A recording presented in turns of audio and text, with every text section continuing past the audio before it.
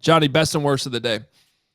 I'll subject everybody to what I witnessed today. Horrifying events in the desert. I'll start best because as much as this team is really struggling with fans, and I'll get to that here in a second, Marvin Harrison Jr. is advertised. He spent the first quarter today catching his 5th touchdown in the last 3 games. He's got 3 consecutive first quarter touchdowns dating back to week 2, and was the Cardinals' best player today. So, they have issues up and down their roster, but number 18, after that quiet week 1, is all but advertised. You could argue they should have gotten him the ball more.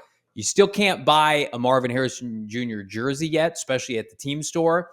But 5 catches, 64 yards, a touchdown, nothing to write home about in terms of the grand scheme of losing.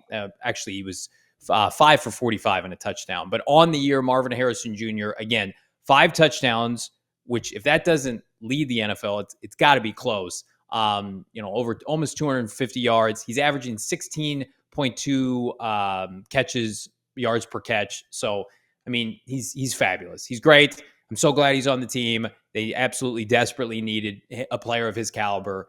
And I thought we were going to get a shootout in Arizona. And that pivots to my worst, which was Cliff Kingsbury and Jaden Daniels came back to the state of Arizona and completely dog-walked this franchise. Cliff Kingsbury and his offense looked unstoppable with Jaden Daniels and Brian Robinson Jr. The Commanders rushed, gentlemen, for 216 yards at 6 yards per carry and 4 touchdowns. The Cardinals the last 2 weeks have given up over 400 yards on the ground. Keep in mind, the Cardinals were one of, if not the worst run defense in the NFL last year. And then they took very minimal steps to improve it. And guess what? The results, still just as bad. Cliff Kingsbury put up 42 points, and I'm not even sure this final score of 42-14 was as close as it indicated, or not as close. It felt like 50-0. Jaden Daniels, what he was able to do, am I buying Jaden Daniels and Cliff Kingsbury long-term? I have question marks about that because I've seen Cliff Kingsbury collapse in hilarious and disappointing fashion here in Arizona. So if you told me Washington flamed out by November, December, I would definitely buy that. But for a single afternoon, Jaden Daniels, who was scorned by Herm Edwards and transferred to LSU from ASU, and Cliff Kingsbury, who is still being paid by the Bidwills, came into your building when you were a home favorite, when they were on the road for Monday Night Football. They did not go back to Washington. They worked out this week at ASU. So they haven't been in Washington in 10 plus days. They came into your building and put up almost double-digit points every single quarter.